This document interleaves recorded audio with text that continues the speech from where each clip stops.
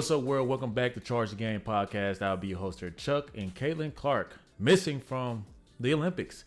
And now they're having problems drawing crowds to Team USA women's basketball only.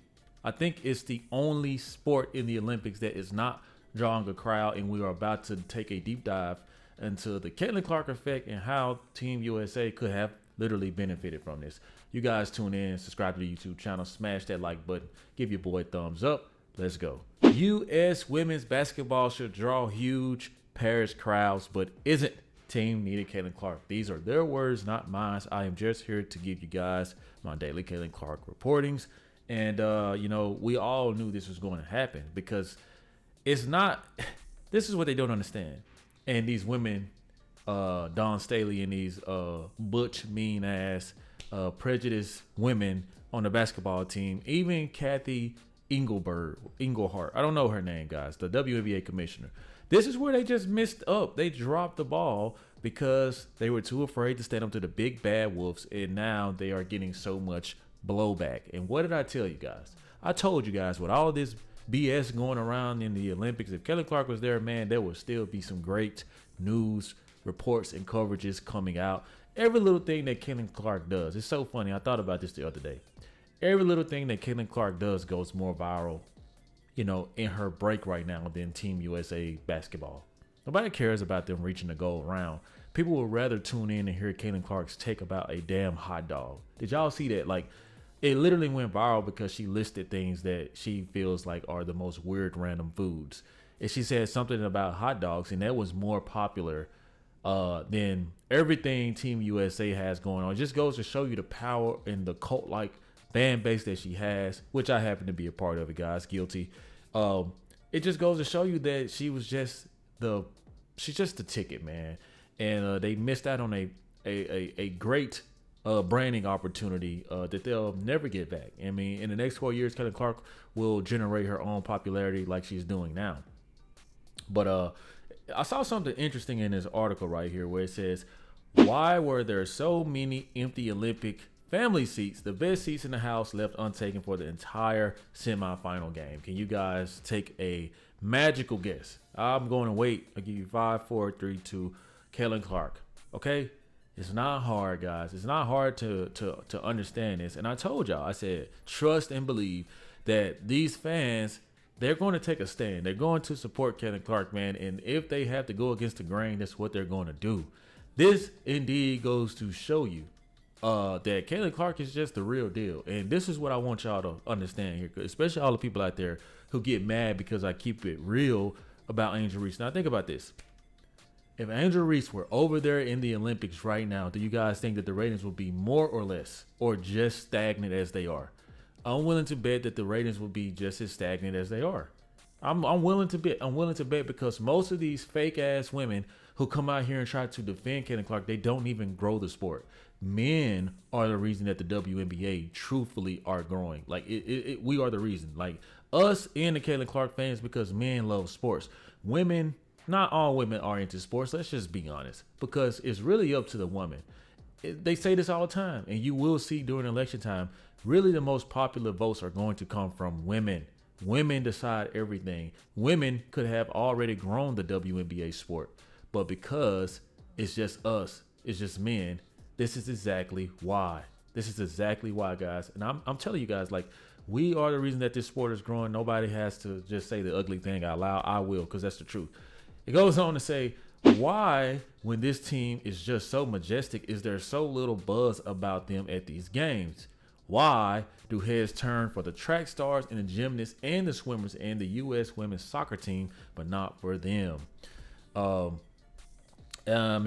want you guys to give me your answers in the comment section, because I'm about to tell you guys what I think. One is just simply because a lot of people aren't going to support this. Nobody was supporting the WNBA in general. So the people that are supporting it are only Caitlin Clark fans and Angel Reese fans for the most part. And neither of them are there. That's starters. Two, this is a sport that comes on as more masculine, right? Obviously, these women on these teams, they have certain beliefs. They obviously are homosexual. A lot of them are homosexual. Now, you guys tell me, what was the main concern about the Olympics? What was the opening ceremony about? How many of us are boycotting the Olympics because of the mockery of the Lord's Last Supper? And what do these women represent? They represent a lot of what the opening ceremony was about.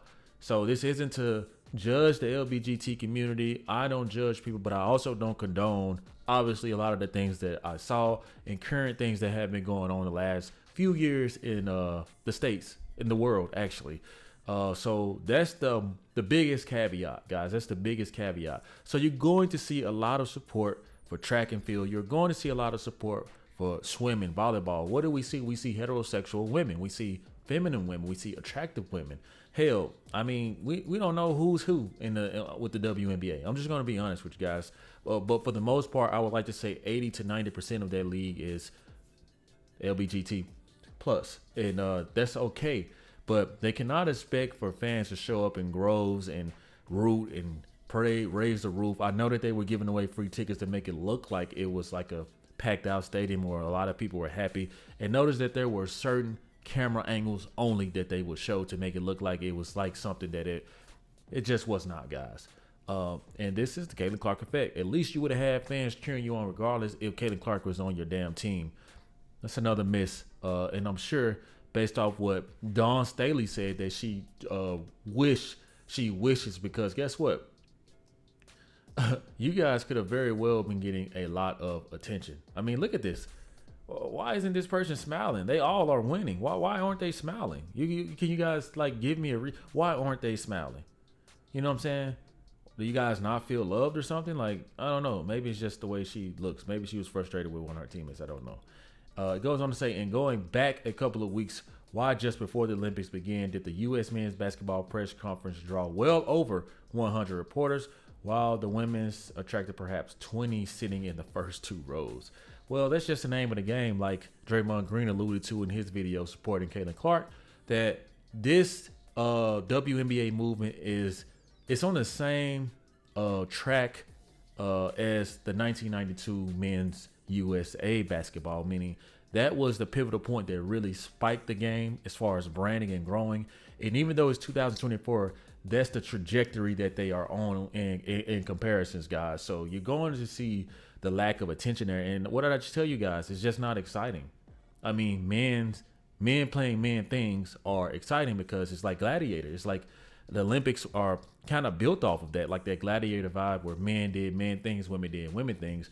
But obviously, this is a sport predominantly known to be a man thing. And then you have women who are butch looking like men. It's just not as aesthetically pleasing. So when you get the grace of a Cameron Brink, an Angel Reese, Caitlin Clark, like think about those three women there. Like, especially Cameron Brink, man, she be dressing good as hell. I'm not going to lie. I know a lot of people give credit to Angel Reese, which she does. She dresses to be overly sexualized, even though she doesn't like it.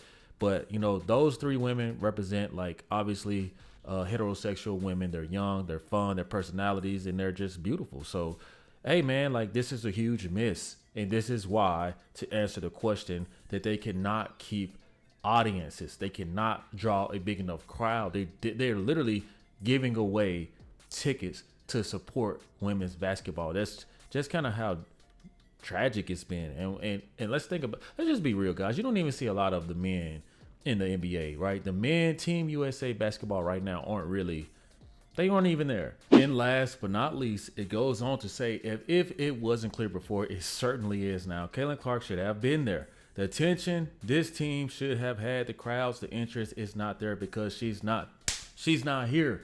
Damn. Thank you, people who USA Today. This is USA Today because this is obviously like their article, but like, damn, can you say it loud enough for the people in the background? They act like they can't hear. That's just what it is, man. Like, people act like this was like fucking geometry or calculus 4 or something, like some shit that was unsolvable, but it was easiest 1 + 1 = 2, and they dropped the ball. You guys let me know what y'all think about this, though. Thank you guys for watching. Make sure y'all drop those comments in the comment section. Y'all know I like to read because it gives me ideas on the next videos to make. Make sure you guys are subscribed to the YouTube channel and thumbs up, like the video if you're rocking with it, and I'll see you in the next one. Peace. Yeah.